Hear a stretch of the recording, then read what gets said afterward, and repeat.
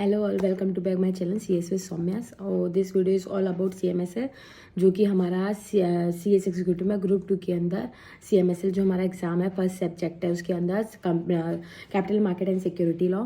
So how to study, हम उसको कैसे पढ़ें और उस हाउ डील विद इट, कैसे उसमें गुड मार्क्स स्कोर करें।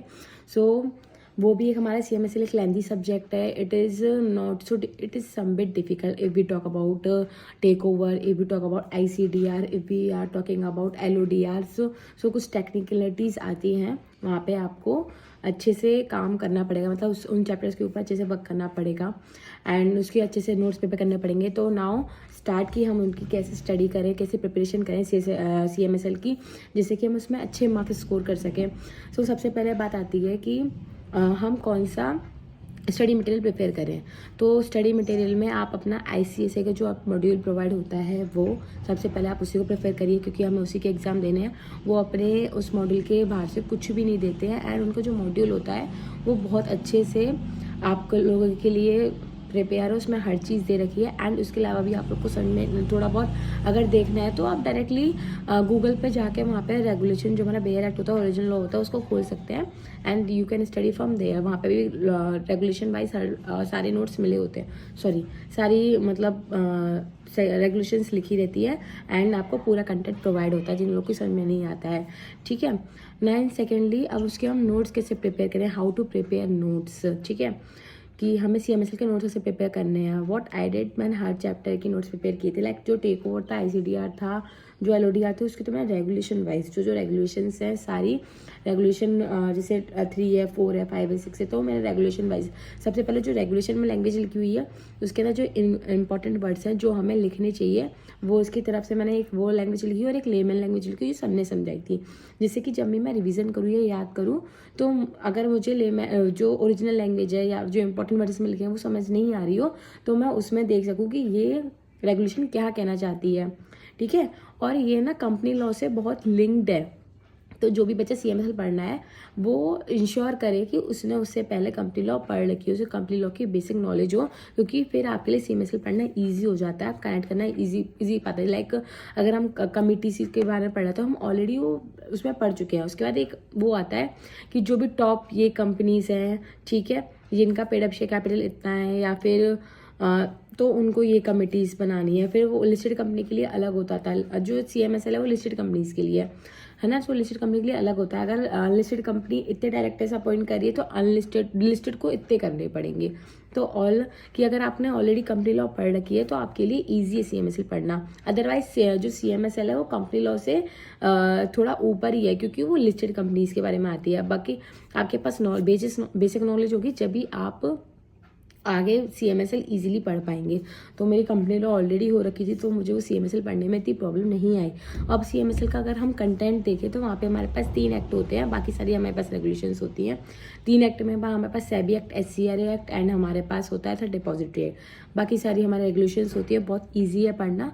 लाइक पता है, मैं आपको अपने डीलिस्टिंग के रेगुलेशन के नोट्स दिखाऊंगी, तो मैंने एक ही चार्ट के ऊपर पूरा चैप्टर लिख रखा, कुछ कंटेंट रह गया था तो मैंने उसके अलग से नोट्स प्रिपेयर कर दिए थे, जिससे कि मुझे ईजिली याद हो सके, है ना। और उसमें जो थी बेरेक्ट लैंग्वेज भी थी, जिससे कि I can easily right in exam कि मुझे क्या लिख के आना है। क्योंकि लेमन लैंग्वेज आप एग्जाम में लिखोगे तो उसके मार्क्स नहीं मिलेंगे, ऑफकोर्स नहीं मिलेंगे, क्योंकि हर बच्चा वही लिख के आ रहा है ना।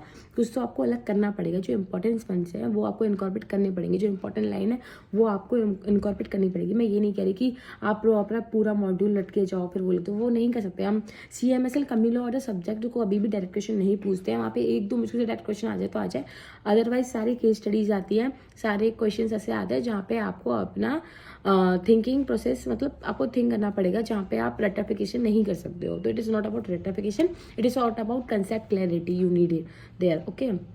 तो जो आपका कंसेप्ट है वहाँ पे बहुत अच्छे से क्लियर होना चाहिए। ठीक है, नोट्स हमने बना लिए, देन हमने कौन सा यूज़ करना है वो हमने देख लिया। उसके बाद थर्ड बात आती है अब हमारी प्रिपरेशन, अब हमें रिवीजन करना है ना, लर्निंग करनी है, ये सब करना है ईजिली। ठीक है, उसके बाद हमें मॉक टेस्ट देने हैं। अगर आपने ये दो काम सही कर लिया है तो आपके बाकी के काम सारे सही हो जाएंगे। एंड स्कैनर, आपको जब भी आप रिवीजन कर रहे हो, कुछ कर रहे हो, तो आपको कौन सा स्कैनर प्रेफर करना है। तो इफ़ आई थिंक सो टेक्सटमैन का जो पैटर्न है मुझे ज़्यादा पसंद आता है श्रुति दर्शन से, तो आपको टेक्सटमैन प्रेफर करना चाहिए। और वहाँ का जो उसका जो कंटेंट है वो भी बहुत अच्छा है। सो अब मैं आपको अपने डीलिस्टिंग के नोट्स दिखाती हूँ। See this is my CMSL note of delisting where, जहाँ पे मैंने पूरी सारी रेगुलेशन 9, 10, 8, 9, 10, 11, 12, 13, 14, 15 सारी रेगुलेशन इसी में इनकॉर्पोरेट है। जिस भी रेगुलेशन का कंटेंट चाहता तो फिर एरो वाइज मैंने इसमें यहाँ पे कंटेंट लिख लिया था। तो ये ऐसे करके ये पूरा डीलिस्टिंग का चार्ट है, जिसमें सिर्फ आप लोग को डीलिस्टिंग का कंटेंट मिलेगा। देन उसके बाद जो हमारी नेक्स्ट रेगुलेशन थी, like regulation 32, then 34, so all regulation जो हमारी फर्स्ट रेगुलेशन से लेके जितनी भी रेगुलेशन थी 36 to 37 जो भी हमारे सिलेबस में है, वो सब मैंने एक ही चार्ट के अंदर इंकॉर्पोरेट कर दी थी, जिससे कि जब एग्ज़ाम्स का टाइम आए तो मैं ईजिली रिवीजन कर सकूँ एंड ईजिली उस कंटेंट के लिए प्रिपेयर कर सकूँ। क्योंकि हमारे पास देखो रेगुलेशन 27, 26, क्योंकि पेपर का टाइम हमारे पास इतना टाइम नहीं बचता कि हम पूरा सिलेबस लेके बैठे, हम 10 पेज लेके बैठे, तो ये पूरा एक चार्ट ही एक चैप्टर का है।